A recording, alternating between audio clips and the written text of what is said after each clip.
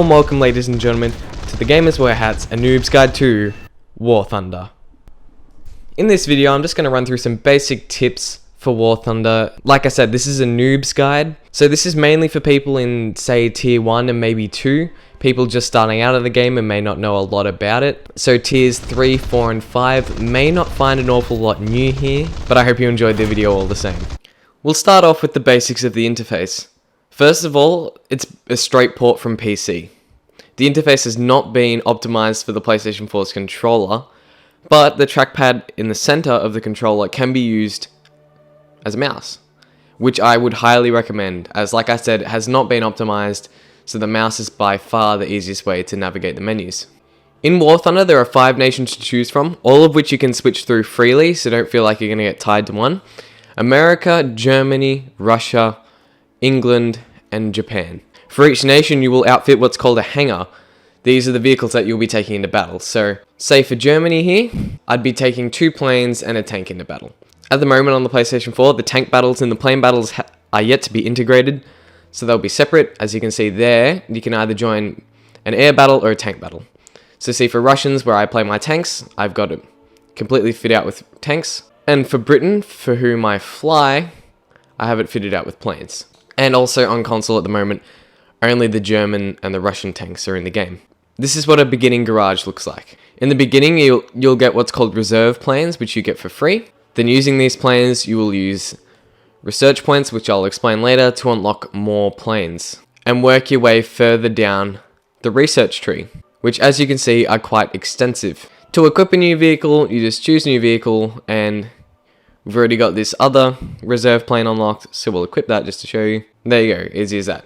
Each one of these slots possesses a crew. So the crew won't follow where your plane goes, the crew remains the same. The crew can be upgraded in certain areas to make them better pilots, machine gunners, and then also better ground staff for your plane, using XP levels earned through playing the game.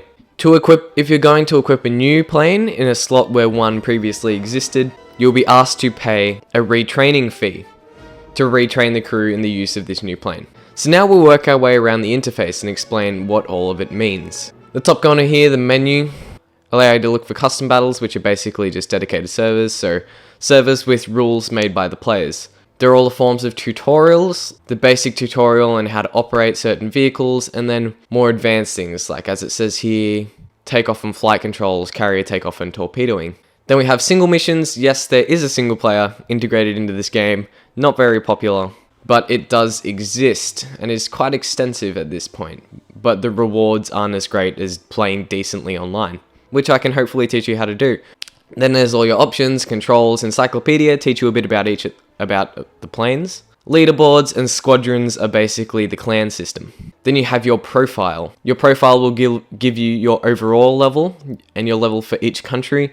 It'll also give you your statistics and show you certain awards and things you've unlocked. Then we have contacts. Clarification, contacts are not your friends list. When you start off, you'll have no contacts whatsoever. It will also say you have no friends.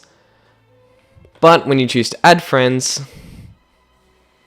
the first options presented to you are your friends list. And it's actually quite simple doing so. On PC, you obviously will have to enter in their name and things like that. Then you have your chat. This is basically where any and everyone types in. Just a ginormous chat room. Your invitations through other squads will be sent through here and received through here. Then there's the inbox, which is basically just game notifications. And now we move on to the currencies. A lot of confusion enters the mix here. As you can see, there are 3 forms of currency here. The research points, the silver lions, and the golden eagles. Now the research points are really what you're gunning for. Most useful actions in battles will gain you research points, such as hitting a target, getting a kill assist, getting a kill, taking a zone, etc. And at the end of the match, your points will be accumulated and automatically spent on certain things. Things like the vehicle you're currently researching. Yes, you do not start out with all the planes, you must research them, which is done by accumulating a certain number of research points through battle that will be automatically put onto the research. But not all of it, the rest I will explain to you in a moment. Some of your experience points will also be spent on upgrading your plane. Now, as you can see, there are tiers of upgrades, 1, 2, 3, and 4, which are basically categorized into rows. You cannot move on to the upgrades on the next row until you have researched at least 2 modifications in the previous row. As it says here, to gain access to tier 3, you need to research 1 more modification on the previous tier. As you can see, I've already researched one, being the airframe, so I may choose to upgrade something like the compressor. The weaponry tends to be separate, as you may need something specific from tier 1 to research something in tier 2. If you're unsure of what you need, you can always hover over it and the game will tell you what you need. These upgrades can do all sorts of things, like airframe for example will increase the amount of armor, and then new machine guns will make your current machine guns more reliable. They won't jam up as much in combat, and their fire density increases. Those 2 areas I just showed you are where only 50% of your research points are put. The other 50% accumulates in your convertible research pool. And your convertible research is basically research points that you've unlocked but don't have access to. You need to pay to access these using golden eagles, which is the premium currency you spend actual money on, which I'll explain in a moment. And these convertible research points, once converted, can be used any way that the other research points are used. Silver lions are basically the dollars. Silver lions are basically the dollars. Once you've researched something, you actually need to pay for it. Which, yes, I know, kind of sounds a bit silly, but I didn't make the game, and I wouldn't have made it like this. Then again, silver lions are also used for other things, like, as I stated earlier, retraining a crew. Then there's the golden eagles, the catch in the free-to-play design. If there's anything that you want to spend real money on, it's not showed to you in dollars, it's showed to you in golden eagles. For example, these planes along the side here are called premium planes, as they can only be accessed by using golden eagles. As you can see, the Wirraway can only be purchased using 480 golden eagles. Golden eagles can also be used to buy more silver lions and to convert research points, but not to buy research points. You must unlock research points. You cannot buy them, you can only convert them. Also with gold, you can get a premium account, which does things for you like 200% research points in games, more silver lions earned in battle, things like that. And then down to the bottom here, you can press L2 for research. And this is where the game's hook comes in, unlocking better planes. This isn't like Battlefield or Call of Duty or whatever the cool kids are playing today, where say the new gun you unlock isn't just genuinely better than the last one because they need to stay balanced. So a level 1 still has a chance fighting a level 50. That's not how this game works. A tier 1 biplane is literally going to be torn apart in the space of 2 shots by a tier 5 jet. This is not to say that they will ever face off though. As you can see here, yet again we're split into rows called tiers. For the most part, tier 3 planes will face tier 3 planes, but eventually you may run out of tier 3 planes and be using tier 2 planes in tier 3. Every battle has a designated tier, and the battle you're sent on depends on the highest tier plane or tank you take to battle.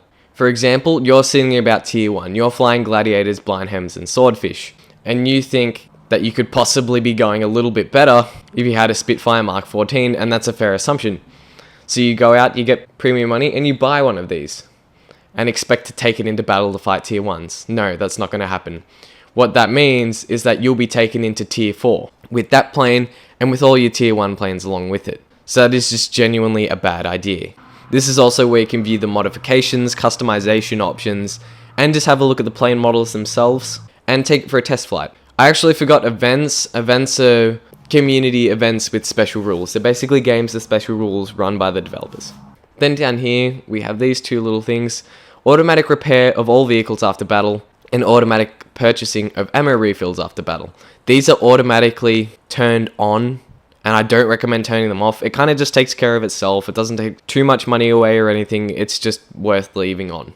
Then you have all your vehicles running along here, as I showed you earlier. From here you can swap them in and out, view the cruise status, and just general information on the plane. Things like its historical background and things like that. And up here there are certain statistics, things like its maximum speed, time at which it takes to do a full horizontal circle, and the weaponry it's got equipped. And you can just click on all the planes to move along here, and you can also just check out the plane models and things like that. You can press L1 and R1 to switch between the countries. There is a ×2 here for I have not won my first game of the day.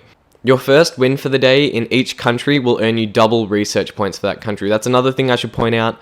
You can't be using German planes expecting to be researching English planes, nor can you use German planes expecting to research German tanks.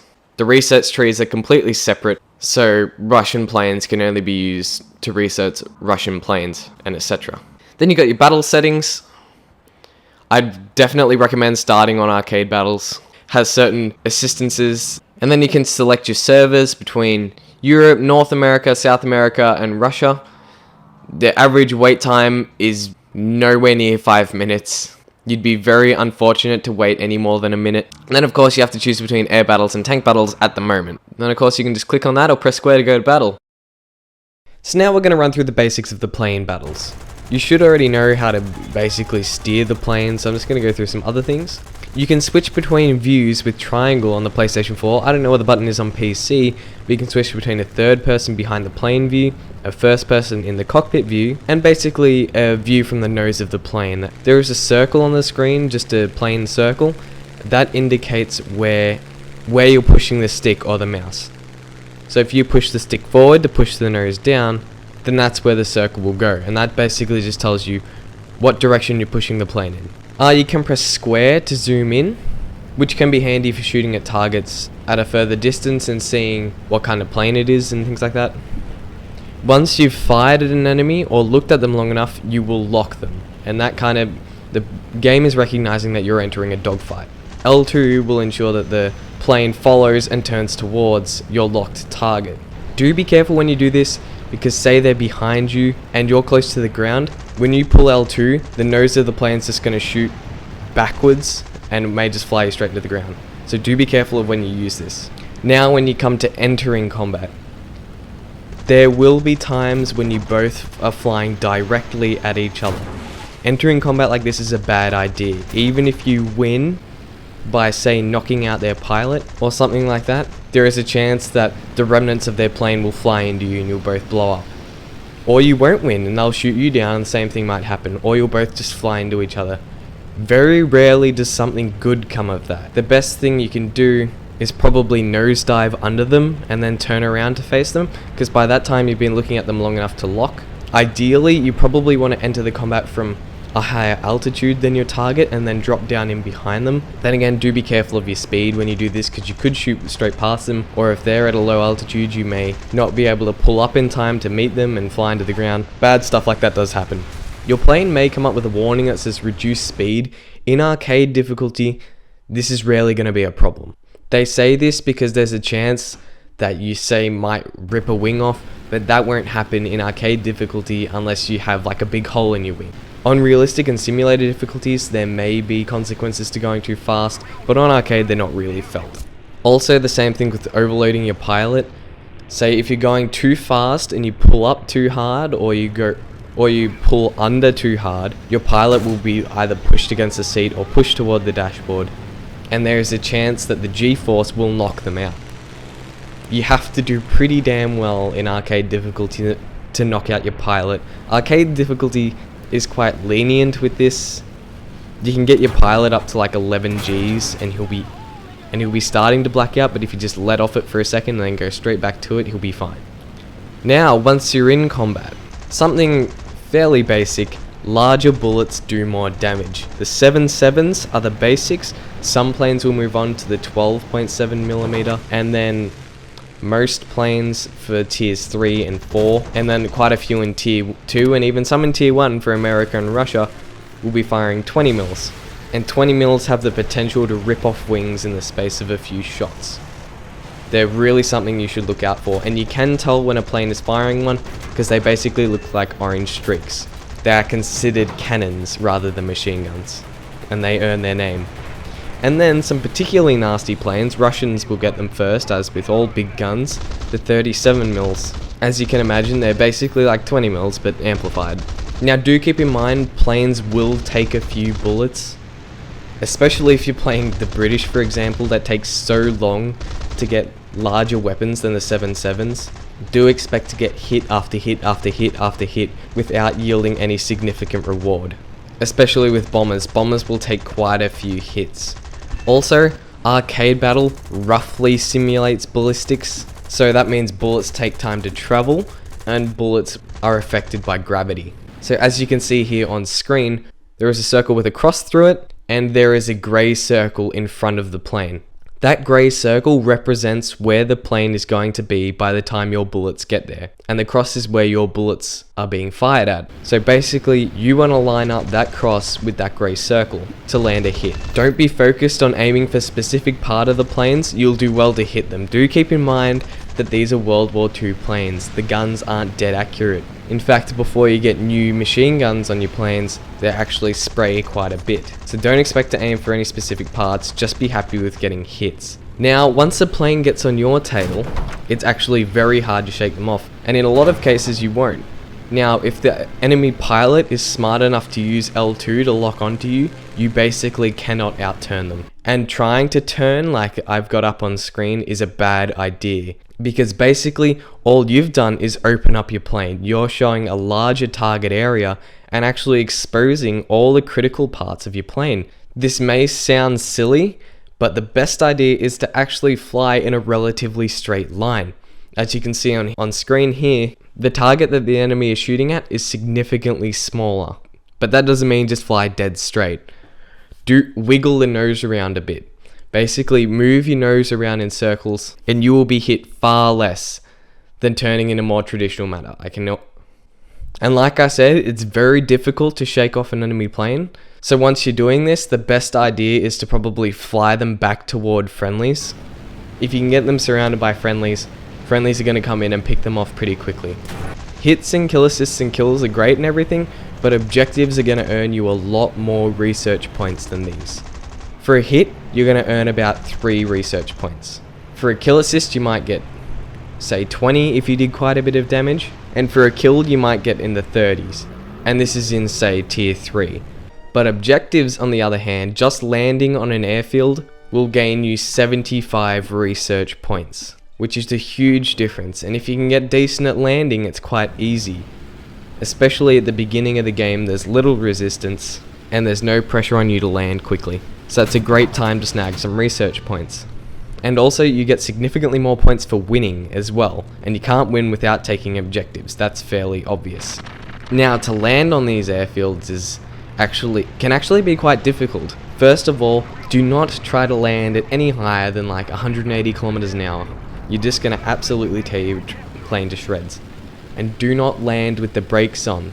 The wheels will just snag on the dirt and your landing gear will come right off. But it is very, very difficult to get a clean landing, and I recognize that. I could probably count on one hand the number of clean landings I've had. But really, all you have to do is land without taking a wing off. It doesn't matter if you take off your landing gear, smash your propeller, and slide 50 meters along the runway. As long as you have both your wings and your pilot is alive, you can take off again. And it's not on fire, of course. Well, no, it's not that you will be able to take off again. It's that a repair crew will be able to be deployed and repair you and get you ready to fly off again in about 30 seconds time. They'll also restock your ammo. And this is the same thing with taking objectives. If you land too heavily on an objective and damage your plane, you can't actually take the objective. It counts as a crash landing. Though flying close to the ground looks really cool, and I guess it's completely fine to do if you're outside of combat, if you're in a dogfight, it's not a great idea, because often getting hit can throw your plane off balance a bit, and you can recover yourself if you're at a decent height. But if you're flying too close to the ground, getting hit may just spit you straight into the ground and kill you instantly, with a shot that otherwise really wouldn't have killed you. In Tier 1, it's a really good idea to go for ground units.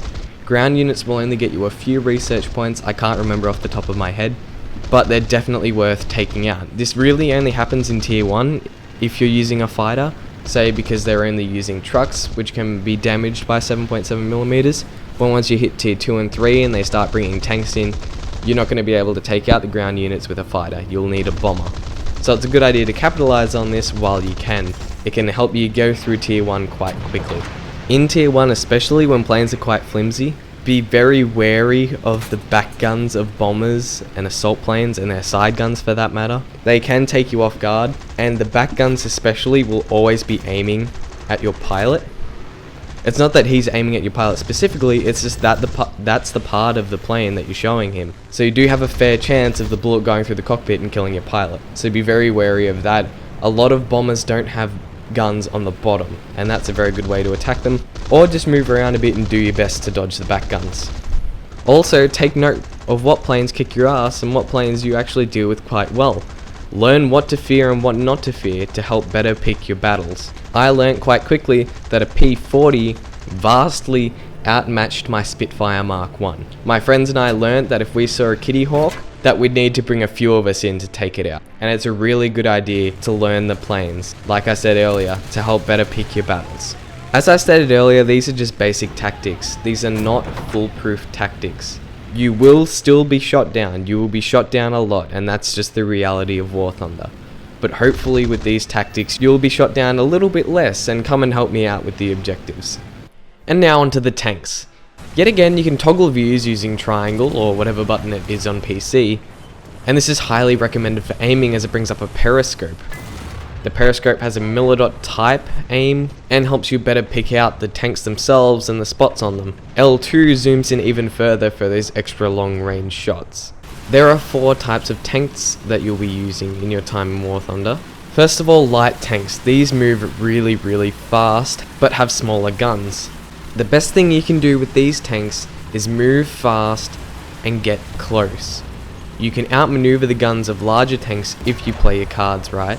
I often found myself circling larger tanks, shooting them constantly, though they weren't able to shoot me because they couldn't rotate their gun as fast as I was driving circles around them. Given, due to the size of the gun, the majority of my shells just bounced off, but it was a cool feeling and a lot of the time I'd get them eventually. Also, the light tank's responsibility is to get to the objective first. So often there'll be large clashes of light tanks at the objectives, but it's your job to hold your own at the objectives for the mediums and then heavies to get there and hold it. Then the medium tanks. The medium tanks offer good speed and decent damage, especially if you know what you're doing in terms of hitting weak spots and such. You can't pull as tricky maneuvers as the light tanks or take as many hits as the heavies, but it offers a good middle ground. Heavy tanks have great firepower and range. As I stated earlier, the light tanks hold the objectives for the heavies to get there. Their job, a lot of the time, is just parking on the objective and acting as a big stationary gun. They can take a metric shite ton of hits, but the average travel speed is like 20 kilometers an hour. This is even worse when you get to a hill, where it slows to 2 or 3. But as I said, they do a lot of damage and can take a lot of hits. And I mean a lot. Then there's the tank destroyer, we'll ignore the AA gun. Has decent mobility, huge damage and range. Often you'll see tank destroyers killing medium tanks within the space of 2 or 3 shots at a kilometer. But for the beginner ones, should one of your men even sneeze on the back, it'll explode.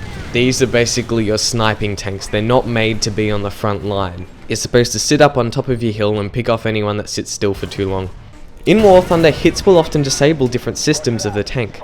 Certain crew members may be wounded or knocked out, resulting in a heavier workload for the others and a generally less efficient tank, unless they recover. For example, a shot to the hatch may knock out your loader. This will significantly increase reload time. The more mechanical systems of the tank can also be taken to the shitter, like say your tracks get blown off. They put a hole in your barrel, preventing you from firing, or they damage your turret rotator, forcing you to keep your gun facing the same direction. That's incredibly aggravating and happens to me a lot. Just things like that. It's a lot of fun and you can get into all sorts of sticky situations with it. Do not be scared to lose tanks. You get multiple tanks for each model in the lower tiers. Say I get to bring 2 T-28s into each battle, 2 T-50s into each battle, 3 reserve tanks, things like that. The collision model isn't great, but ramming is still possible. Crashing a tank is a very bad idea, say hitting a tree at 50 kilometers an hour or a rock or something. If you're very unfortunate, you could even knock out your crew, but a lot of the time you'll just damage your tracks and you'll be stuck there until you can fix it. You can ram other tanks, which is quite a bit of fun. I'm going to reiterate on what I said about the planes for the tanks. Play the objective. It's exactly the same. You'll earn far more points from taking objectives and also from winning. The cross indicates where your shell will land. When aiming at a tank, if it remains white, it means your shell's going to be ineffective. If you're hitting red, it means it may be effective but not a huge amount of damage. Every now and again you'll run into a yellow. I think that's a middle ground between red and green. And green means you've found a weak spot, like a hatch or like a radiator vent, ammunition load, something that's going to hurt the tank a lot. I haven't been able to work it out with the German tanks, but this is exactly where to hit most Russian tanks. As you can see on the diagram, it is the space between the body and the turret, the proverbial neck of the tank. You can attack it from any side, the size of the shell doesn't matter, and in most cases it is an instant kill. I've had times where I've been driving an early tier 2 German light tank and have killed a late tier 3 T-34 in one shot. So that is definitely the best place to hit them. But be mindful, you have to hit the tanks on flat angles. Landing skimming shots even on the weak spots will be ineffective. The shells will just bounce off, literally. If it comes down to landing a skimming shot on a green part or a flat shot on a red part, you're probably better off going for red. You have to be very careful where you will place your shots on War Thunder. You can be rushed in a lot of situations, but 80% of the tank that you're looking at is well protected and not really worth taking a shot at. A lot of the time it's better to slow down, maybe tank a hit from your opponent that's rushing and line up a shot at his hatch or his ammunition load or something like that. That's where it's very beneficial to, between battles, go and have a look at the tank models. As with planes, it's all accessible to you through the research tree. You can hit the customization.